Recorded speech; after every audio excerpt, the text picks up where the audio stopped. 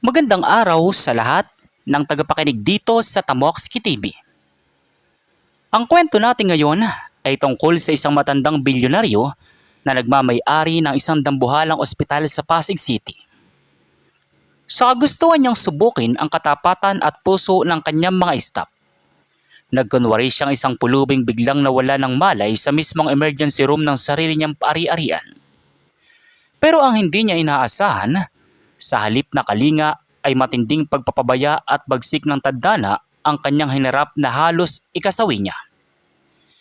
Ano kaya ang gagawin ng matandang may-ari kapag nalaman niyang ang mga taong pinagkakatiwalaan niya ang mismong nagtulak sa kanya sa bingit ng kamatayan?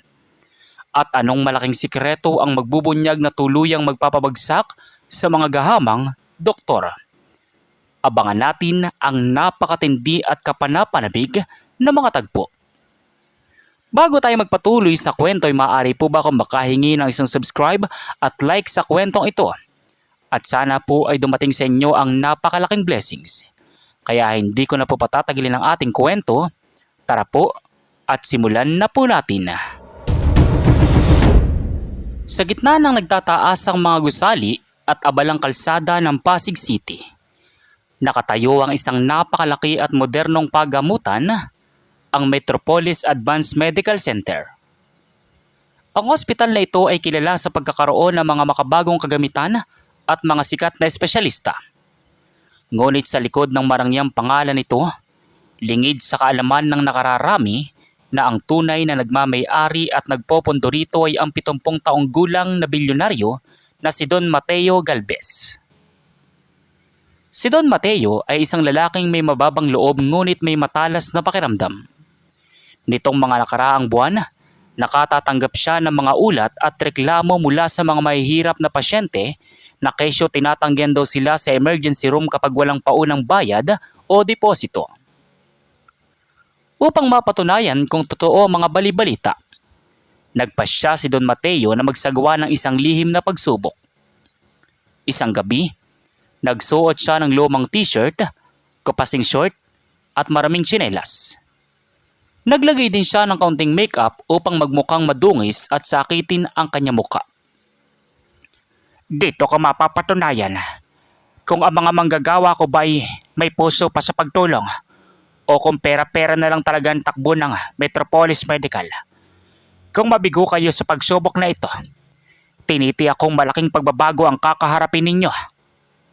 Bulong ni Don Mateo sa kanyang sarili. Pumasok si Don Mateo sa emergency room ng ospital na naglalakad ng pasuray-suray. Ang mga gwardya sa pinto ay napatingin sa kanya ng may pandidiri, ngunit hindi siya pinansin ng mga ito. Nang makarating siya sa gitna ng triage area, kung saan sinusuri ang mga dumarating na pasyente, biglang nagpabagsak si Don Mateo sa sahig. Humiga siya roon, ipinikit ang kanyang mga mata at nagkunwaring tuluyang nawalan ng malay tao. Sa sandaling iyon, ang duty physician sa emergency room ay walang iba kundi si Dr. Arnold Javier. Isang banyaga ang ugali, mayabang at kilala sa pagiging mukhang pera. Kasama niya ang head nurse na si Nurse Brenda na kilala naman sa pagiging masungit at mapili sa mga pasyente. Doc Arnold, may isa na namang palaboy na pumasok dito sa ER at biglang natumba. Mukhang walang pambayad dito, Doc. May kalsada pa. Anong gagawin natin? Aba, Brenda, bakit mo pa tinatanong sa akin? Alam mo naman ang patakaran dito sa ospital natin. Hindi tayo charity ward. Kung walang kamag-anak na magpapakita ng pera o valid ID para sa insurance, huwag mong sasayangan ng stretcher yan. Marami tayong VIP patients na dumarating ngayong gabi. Iurong nyo na lang yan sa tabi para hindi humarang sa daan. Nagkunwaring walang naririnig si Don Mateo.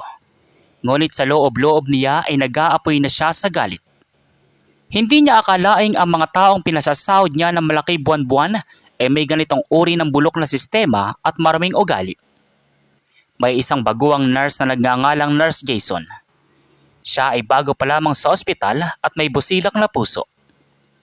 Nakita niya ang nakandusay na matanda at agad na kumuha ng blood pressure apparatus upang suriin ito. Doc Arnold, Nurse Brenda, Mukhang seryoso po ang lagay ng matandang ito. Kailangan po natin siyang sulyapan at bigyan ng paunang lunas. Baka po stroke o atake sa puso ito. Medyo mahina ang pulso niya. Hoy Jason, bago ka lang dito kaya huwag kang magmarunong. Nakikita mo ba yung suot niyan? Walang pambayad yan. Kapag gagamitin natin ang mga gamot at kagamitan ng ospital sa kanya, sa sahod mo ba ibabawas yan? Pabayaan mo siya riyan. Magigising din yan kapag naimasmasan. Tama si Brenda, Jason. Huwag kang mag-aksaya ng panahon sa mga basura ng lipunan. Ang unahin mo ay yung pasyente sa room 3, yung anak ng konsyal ng Pasig. Doon ay may mapapala tayo. Hayaan mo yung matandang yan dyan sa sahig. Kung gusto niyan matulog, doon siya sa labas. Huwag dito sa aircon ng ER ko. Habang nakapikit si Don Mateo, unti-unti siyang nakaramdam ng totoong paninikip ng dibdib. Ang matinding galit, dismaya, at emosyon na nararamdaman niya sa marahas na salita ng kanyang mga tauhan ay nagdulot ng totoong alta presyon. Ang kanyang puso na dati nang may kaunting karamdaman ay biglang nagrebelde. Ang pagpapanggap ay unti-unting naging totoong medikal na emergency. Nagsimulang manginig ang mga kamay ni Don Mateo at nagawal siya ng hininga. Ngunit sa paningin ni na Dr. Arnold at Nurse Brenda, nag-iinarte lang ang matanda para mapansin. Ayan, tingnan mo Dok, nagpupumiglas pa ang lolo mo. Nagkukunwaring nanginginig para bigyan ng higaan. Ang daming drama namang mahihirap ngayon para lang makalibre ng paggamot. Ipalabas niyo na yan sa mga gwardya, Brenda. Istorbo lang yan dito. Sabihin mo sa security, itapon yan sa may labas ng gate ng Metropolis. Ngunit bago pa man makatawag ng gwardya si Nurse Brenda, isang hindi inaasahang pangyayari ang naganap. Isang marangyang limousine ang biglang huminto sa tapat ng emergency room. Bumaba rito ang isang kilalang banyagang doktor na si Dr. Henderson, na siyang Chief Medical Consultant na galing pa sa bansang Amerika. Kasama ang personal na abogado at pangkalahatang tagapamahala ng buong ari-arian ng pamilya Galvez. Pumasok sila sa ER upang hanapin ang kanilang boss dahil alam nilang may plano itong mag-inspeksyon ng gabing iyon. Nang makita ng pangkalahatang tagapamahala ang matandang nakaandusay sa sahig na nanginginig at pinapabayaan nila Dr. Arnold, nanlaki ang kanyang mga mata sa matinding takot at gulat. Ano kaya ang mangyayari kapag nalaman ni na Dr. Arnold at Nurse Brenda na ang basurang lipunan na tinatawag nila ay ang mismong nagmamay-ari ng buong ospital at may hawak ng kanilang mga lisensya at kinabukasan? At paano maililigtas si Don Mateo na ngayon ay totoong inaatake na sa puso dahil sa tindi ng sama ng loob? Natigilan ang buong emergency room nang pumasok ang pangkalahatang tagapamahala ng pamilya Galvez na si Sr. Gerardo, kasama ang sikat na banyagang doktor na si Dr. Henderson. Nagmamadali silang lumapit sa direksyon kung saan nakaandusay ang matanda. Si Dr. Arnold at Nurse Brenda naman ay agad na nag-ayos ng kanilang mga koral at nagunahang lumapit kay Sr. Gerardo sa pag-aakalang bibisita ang mga matatayog na opisyal para sa isang biglang inspeksyon ng mga VIP wards. Sr. Gerardo, Dr. Henderson, welcome po sa Metropolis Advanced Medical Center. Isang malaking karangalan po na tanggapin kayo ngayong gabi sa aming emergency room. Kung may kailangan po kayong tingnan o i-audit, handang-handa po ang aking departamento. Opo, Sr. Gerardo. Lahat po ng pasyente rito ay naaasikaso ng maayos, lalo ng mga VIP na nagbibigay ng malaking kita sa ating ospital. Napakalinis po ng pamalakad namin dito. Ngunit hindi sila pinansin ni Sr. Gerardo. Nilampasan niya ang nakalahad na kamay ni Dr. Arnold at ang kanyang mga mata ay nakatutok lang sa sahig. Kay Don Mateo na ngayon ay namumutla na, nanginginig at hirap na hirap huminga. Halos mabuwal sa takot si Sr. Gerardo nang makilala ang kanyang boss. Diyos ko po, Don Mateo, anong nangyari sa inyo? Bakit kayo nakaandusay dyan sa malamig na sahig? Oh my goodness, this is Mr. Galvez. He is having a real cardiac episode. His pulse is dropping fast. Why is he on the floor? Where is the emergency response team? Sa sandaling marinig ni na Dr. Arnold at Nurse Brenda ang pangalang Don Mateo at Mr. Galvez, Parang binuhusan na nagyayelong tubig ang kanilang buong katawan. Nawala ang mga ngiti sa kanilang mga labi at unti-unting naging maputla pa sa papel. Ang mayabang na doktor ay biglang nangatog ang mga tuhod. Don Mateo. Siya ang may-ari ng Metropolis. Pero bakit ganyan ang suot niya?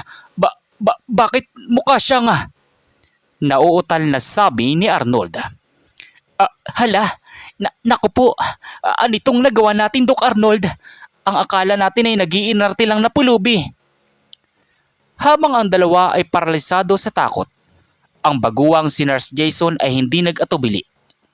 Agad siyang tumakbo at nagtulak ng isang emergency stretcher patungo sa kinaroroonan ng matanda. Dr. Henderson, narito na po ang stretcher at ang oxygen tank. Ako po mag-aasikaso sa kanya. Jason po, duty nurse, tutulungan ko po kayo. Good job, young man. Prepare the crash cart immediately. We need an pour line and the penemprem ready. Move! Move! Move! Isinugod si Don Mateo sa loob ng trauma bay, ang pinakamodernong silid sa loob ng emergency room na nakalaan lamang para sa mga critical na pasyente. Sa loob ng silid na iyon, tanging sina Dr. Henderson at Nurse Jason lamang ang nagtatrabaho upang isalba ang buhay ng bilyonaryo. Si Dr. Arnold ay sumunod sana, ngunit tinarang siya sa pinto ng galit na si Senyor Gerardo. Huwag kang maglalakas loob na pumasok sa silid na yan, Dr. Javier. Nakita ng dalawang mata ko kung paano ninyo pinabayaan at minaltrato ang may-ari ng ospital na ito habang nakahiga siya sa sahig. Narinig ko ang mga huling salita mo bago ako pumasok. Senyor Gerardo, patawad po. Hindi ko po alam. Nagkunwari po kasi siyang mahirap at walang pambayad. May policy po kasi ang ospital na ito. Naunahin ng may mga deposito. Policy? Ang policy ng Don Mateo Galvez Foundation ay gamutin ang lahat ng tao. May pera man o wala. Kinalimutan ninyo ang inyong sinumpang tungkulin para sa pera. Kapag may nangyaring masama kay Don Mateo, sisiguraduhin kong hindi lang lisensya ninyong mawawala. Mabubulok kayo sa kulungan. Habang nagmamakaawa ang dalawa sa labas, sa loob naman ng trauma bay ay critical ang sitwasyon. Ang monitor ay nagpapakita ng irregular na tibok ng puso ni Don Mateo. Ngunit dahil sa mabilis na aksyon ni Nurse Jason at sa galing ni Dr. Henderson, unti-unting naging normal ang vital signs ng matanda. Makalipas ang halos kalating oras na matinding kaba, unti-unting idinilat ni Don Mateo ang kanyang mga mata. Bagamat nangihina pa, ang talas ng kanyang paningin ay naroon pa rin. Tumingin siya kay Nurse Jason na nagpupunas ng pawis sa noo. Salamat. Salamat sa iyo, Irog. Ikaw lang ang nakakita sa akin bilang isang tao, hindi bilang isang basurang walang halaga. Tungkulin ko po ito, Lolo. Sir Don Mateo po pala. Kahit sino po ang nakandusay doon, obligasyon ko po bilang nurse na iligtas ang buhay ninyo. Walang mayaman o mahirap pagdating sa kalusugan. You are a true medical professional, Jason. Mr. Galvez, you are safe now, but you need to rest. Your blood pressure spiked due to extreme emotional stress. Bumangon ng bagya si Don Mateo at may kakaibang ngiti sa mga labi na nagpapakita ng isang matinding plano. Gerardo, papasukin mo ang dalawang buhong na nasa labas. Gusto ko silang makaharap habang gising ako. Binuksan ni Senyor Gerardo ang pinto at pumasok sina Dr. Arnold at Nurse Brenda na halos gumagapang na sa takot. Nakatungo sila at hindi makatingin ng diretso sa matandang bilyonaryo. Ngunit dito papasok ang isang matinding twist na hindi inaasahan ng lahat. Imbis na sumigaw o magalit si Don Mateo, kalmado itong tumingin sa kanila at may kakaibang ibinunyag. Alam niyo ba kung bakit ko ginawa ito? Hindi lang para subukin ang ospital na ito. Ginawa ko ito dahil alam ko ang tungkol sa inyong dalawa. Alam ko ang tungkol sa lihim na bentahan ng mga donasyong gamot ng ospital na ibinebenta nyo sa labas para sa sarili ninyong bulsa. Nanlaki ang mga mata ni na Dr. Arnold at Nurse Brenda. Ang akala nila ay tungkol lang sa pagpapabaya sa ER ang kasalanan nila, Ngunit tila mas malalim at mas madilim pa pala ang sikretong hawak ng matanda laban sa kanila. Ano ang gagawin ni Don Mateo sa mga ebidensyang ito? At ano ang matinding twist na ganap na magpapabago sa kapalaran ng baguang nurse na si Jason? Binalot ng nakabibinging katahimikan ang buong Trauma Bay. Ang mukha ni na Dr. Arnold at Nurse Brenda ay tuluyan ng nawalan ng kulay. Mas masahol pa sa multo ang kanilang itsura nang marinig ang mga salitang binitawan ng bilyonaryong si Don Mateo. Ang akala nila ay simpleng inspeksyon at pagsubok lamang sa kanilang ugali ang nangyayari. Ngunit hindi nila akalaing matagal na pala silang binabantayan ng may-ari. Don Mateo, hindi po totoo yan. May nag-imbento lang po siguro ng kwento para sirain ang pangalan ko sa inyo. Ako po ay tapat na naglilingkod dito sa Metropolis sa loob ng 5 taon. Opo, Don Mateo. Maawa po kayo. Huwag niyo po kaming pagbintangan ng ganyan. Isang hamak na nurse lang po ako. Sumusunod lang po ako sa mga utos. Tumahimik kayong dalawa. Huwag ninyong subukin ang pasensya ko habang masakit pang dibdib ko. Gerardo, ilabas mo mga dokumento. Binuksan ni Senior Gerardo ang kanyang dalang leather bag at naglabas ng isang makapal na folder at binasa ang laman nito. Dr. Arnold Javier at Head Nurse Brenda Castro. Sa nakalipas na 8 buwan, ang inyong departamento ay nag-ulat ng mahigit 2 milyong pisong halaga ng mga expired at itinapon na mga mamahaling gamot para sa kanser at malubhang karamdaman. Ang mga gamot na ito ay galing sa donasyon ng pamilya Galvez para sana sa mga mahihirap na pasyente sa Pasig City. Ngunit ayon sa ating internal investigation at mga CCTV sa labas, ang mga gamot na ito ay palihim ninyong inilalabas ng ospital at ibinebenta sa isang pribadong klinika sa mas mataas na halaga. Para silang pinagsakluban ng langit at lupa. Ang lahat ng kanilang maraming transaksyon na akala nila ay perpekto at walang nakakaalam ay nakasulat sa bawat pahina ng hawak na dokumento ni Senior Gerardo. May mga litrato rin kung saan makikita si Nurse Brenda na nag-aabot ng mga kahon ng gamot sa isang hindi kilalang lalaki sa parking lot ng ospital tuwing madaling araw. Patawad po, Don Mateo. Nagawa ko lang po yun dahil sa malaking utang ko sa sugal. Maawa po kayo sa pamilya ko. Huwag niyo po akong ipakulong. Sugal? Dahil sa sugal mo, Arnold, mas pinili mong hayaang mamatay ang mga mahirap na pasyente na walang pambili ng gamot. At ikaw, Brenda, nagbulag-bulagan ka dahil sa komisyon. Ngayong gabi, kung totoong nawalan ako ng malay at walang nakakilala sa akin, hinayaan niyo ako mamatay sa sahig dahil ang tingin ninyo ay isa lamang akong walang pera at walang karapatang mabuhay. Humarap si Don Mateo kay Dr. Henderson at kay Nurse Jason na kanina patahimik na nakikinig sa isang tabi. Si Jason ay gulat na gulat din sa mga natutuklasan niya tungkol sa kanyang mga nakatataas na opisyal.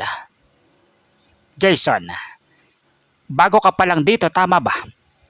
3 buwan ka pa lang bago sa emergency room na ito. Opo, Don Mateo. 3 buwan pa lang po ako bilang probationary nurse dito sa Metropolis. Galing po ako sa isang maliit na probinsya at nagbabaka sakali lang po dito sa Maynila para matulungan ng mga magulang ko. Alam mo ba na bago ko ginawa ang pagsubok na ito, binasa ko muna ang profile ng lahat na naka-duty ngayong gabi. At ikaw lang, Jason, ang may malinis na record. Walang reklamo mula sa mga pasyente. Palaging nakangiti.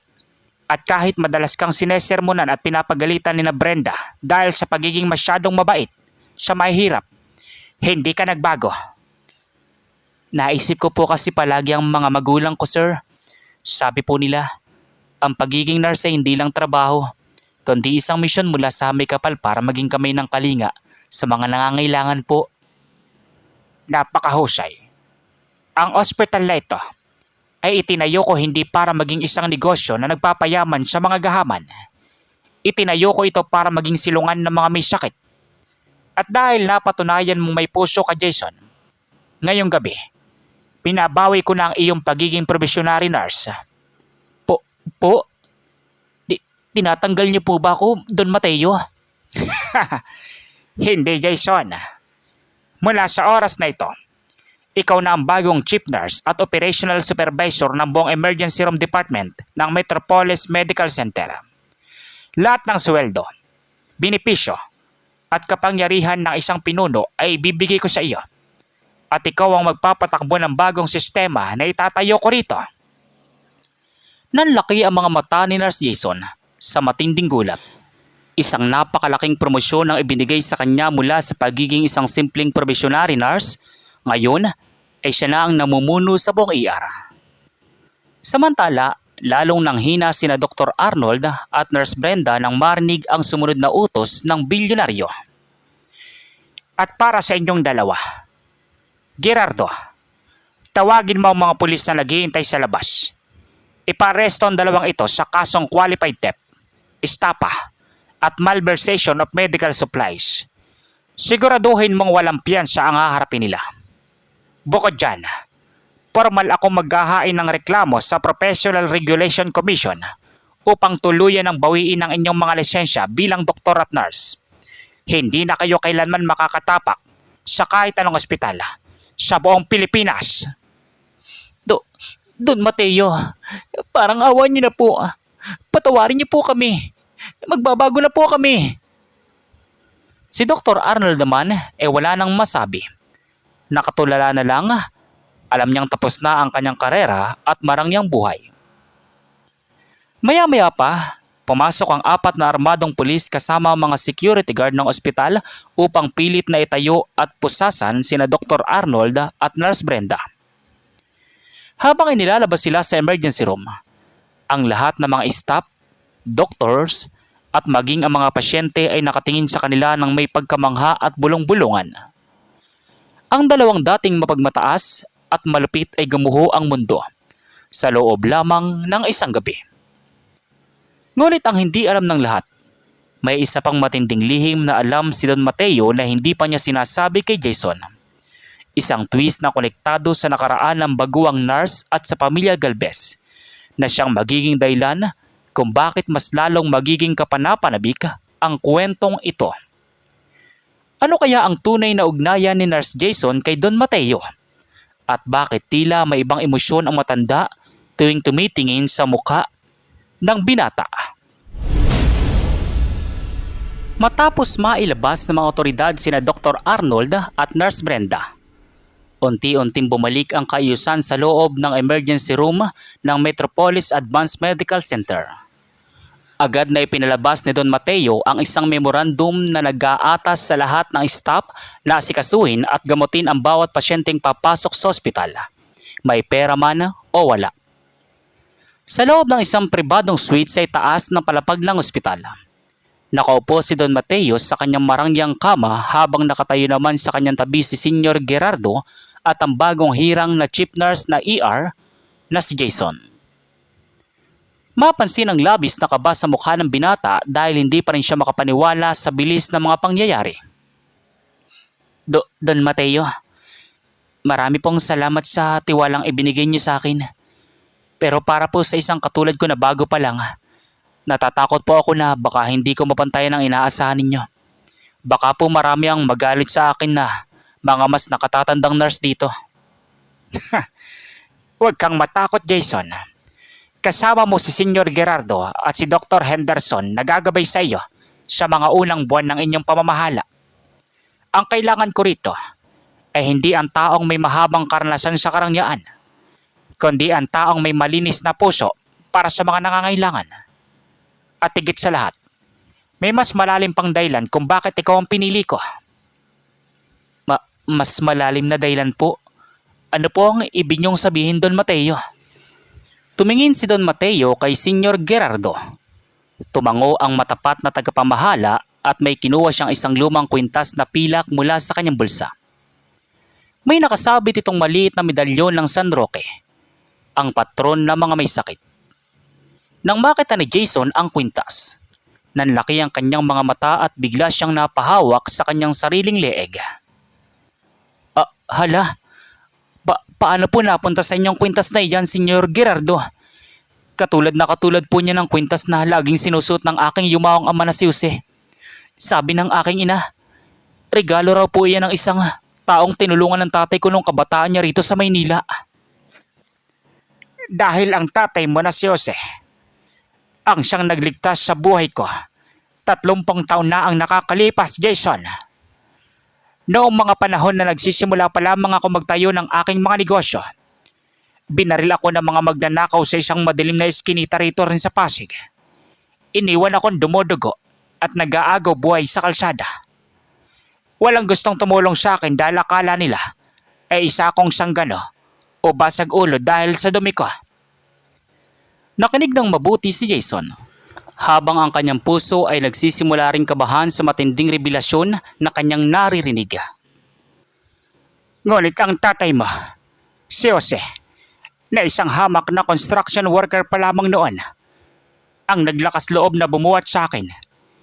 Isinakay niya ako sa kanyang lumang tricycle at isinugod sa pinakamalapit na pagamutan. Ginamit niya ang lahat ng kanyang konting ipon para sa paunang bayad para lamang ako ay masikaso ng mga doktor. Noong gumaling ako, hinanap ko siya para pasalamatan at bayaran. Ngunit lumuwas na pala kayo pabalik sa probinsya dahil nagkasakit din ang lolo mo. Ang tanging naiwan niya sa akin ay ang kwintas na iyan na nahulog sa aking sasakyan. At ang pangakong balang araw, ibabalik ko ang kabutihang ginawa niya. Kayo po pala. Kaya po pala palaging sinasabi ni tatay bago siya pumanaw na huwag ako matatakot tumulong sa kapwa kahit walang kapalit. Dahil ang Diyos ang may alam kung kanino tayo itatapat ng tadhana. Tama. Tama ka, Jason. Kaya nang makita ko ang pangalan mo sa listahan ng mga aplikante rito sa Metropolis 3 buwan na ang nakakalipas, Jason Galang, agad kong ipinag-utos kay Gerardo na alamin ang iyong pinagmulan. At nang mapatunayan kong ikaw nga ang anak ng nagligtas sa akin, nagpasya akong subukin ka muna. At ngayong gabi, hindi mo lang ako naitama sa aking pagsubok. Iniligtas mo muli ang buhay ko, tulad ng ginawa ng iyong ama noon. Ang buong akala ni Jason ay swerte o pagkakataon lang ang dahilan kung bakit siya napunta sa Metropolis Advanced Medical Center. Ngunit ito pala ay isang banal na plano ng tadhana upang pagtagpuin ng mga anak at ang taong pinagkakautangan ng loob ng nakaraan. Ngunit habang nag-aagaw ang emosyon ng kagalakan at pasasalamat sa loob ng silid, isang emergency call ang biglang pumasok sa telepono ni Sr. Gerardo. Nang sagutin niya ito, biglang nagbago ang kulay ng kanyang muka at napatingin siya ng may takot kay Don Mateo. Don Mateo, Jason, may malaking problema po sa ibaba. Sa mismong loading dock ng ospital. Ano ang nangyayari, Gerardo? May gulo ba? Ang mga tauhan at bodyguard ni Dr. Arnold, bago pa man sila tuluyang madala sa presinto, may itinawag pala sila sa labas. May isang grupo ng mga armadong lalaki ang dumating ngayon at tinarang ang truck na naglalaman ng bagong supply ng mga pinakamamahal na gamot ng ospital. Pinagbabantaan nila mga gwardya at balak nilang itakas ang milyong-milyong halaga ng ari-arian natin bilang ganti sa pagpapakulong kay Dr. Arnold. Napatayo si Jason sa matinding pagkabigla. Ang mga galamay pala ng gahamang doktor ay hindi basta-basta susuko ng walang laban. Isang mapanganib na sitwasyon ang muling umuusbong sa labas ng ospital na maaaring maglagay sa buhay ng maraming tao sa panganib. Ano ang gagawin ng bagong chief nurse na si Jason upang protektahan ng ospital at ang mga gamot para sa mga mahihirap? At paano haharapin ni Don Mateo ang huling hirit ng mga sindikatong sumira sa kanyang pinakamamahal na paggamutan? Gulantang ang buong pamunuan ng Metropolis Advanced Medical Center sa balitang dinala ni Sr. Gerardo. Ang mga kasabwat at bayarang tauhan ni Dr. Arnold ay nagwawala sa loading dock ng ospital upang nakawin at itakas ang milyong-milyong halaga ng mga donasyong gamot. Ito na ang kanilang huling hirit bilang pagganti matapos mabisto ang kanilang maraming operasyon. Sa loob ng marangyang suite, akman tatayo si Don Mateo upang harapin ang mga ito. Ngunit agad siyang pinigilan ni Jason. Don Mateo, huwag po kayong bababa. Kakagaling nyo lang po sa atake sa puso at hindi pa matatag ang inyong kondisyon. Hayaan nyo po na akong bumaba kasama si Sr. Gerardo at ang mga otoridad. Ako po ang chief nurse ngayon. Responsibilidad ko pong protektahan ng mga gamot na para sa mga pasyente natin. Ngunit mapanganib ang mga taong iyan, Jason. Mga kriminal ang mga kasabwat ni Arnold. Hindi mo sila kayang harapin na mag-isa. Kasama ko po ang mga pulis na nasa ibaba pa, Don Mateo. At higit sa lahat, gabay ko po ang tapang ng aking ama. Hindi ko hayaang manakaw mga gamot na magliligtas sa libu-libong mahihirap dito sa Pasig City. Agad na bumaba si Jason kasama si Senyor Gerardo. Patakbo silang nagtungo sa loading dock sa likod ng ospital.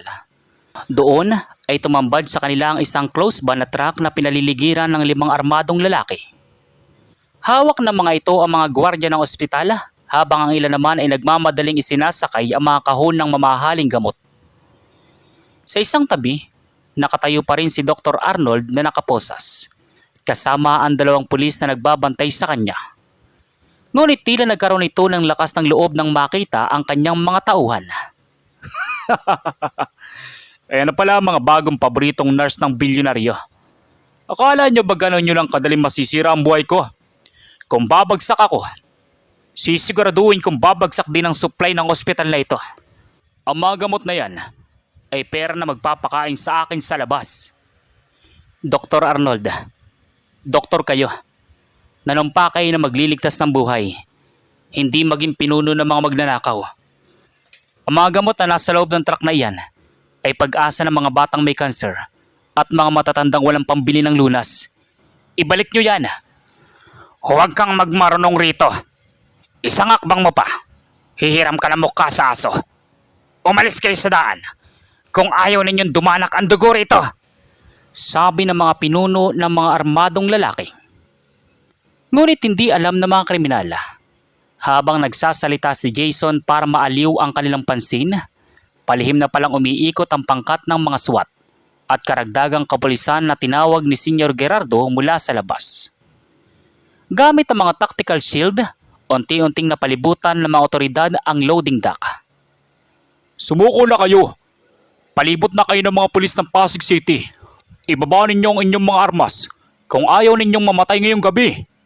Sumisigaw na sabi ni Senyor Gerardo sa mga kriminal. Nagkagulo ang mga armadong lalaki. Nang makita nilang wala na silang kahahantungan at napakarami ng mga pulis na nakatutok ang baril sa kanila. Paisa-isa nilang ibinaba ang kanilang mga armas at itinaas ang 2 kamay.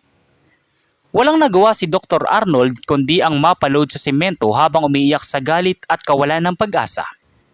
Ganap nang gumuho ang kanyang imperyo ng kasamaan. Ligtas na nabawi ang lahat ng mga kahon.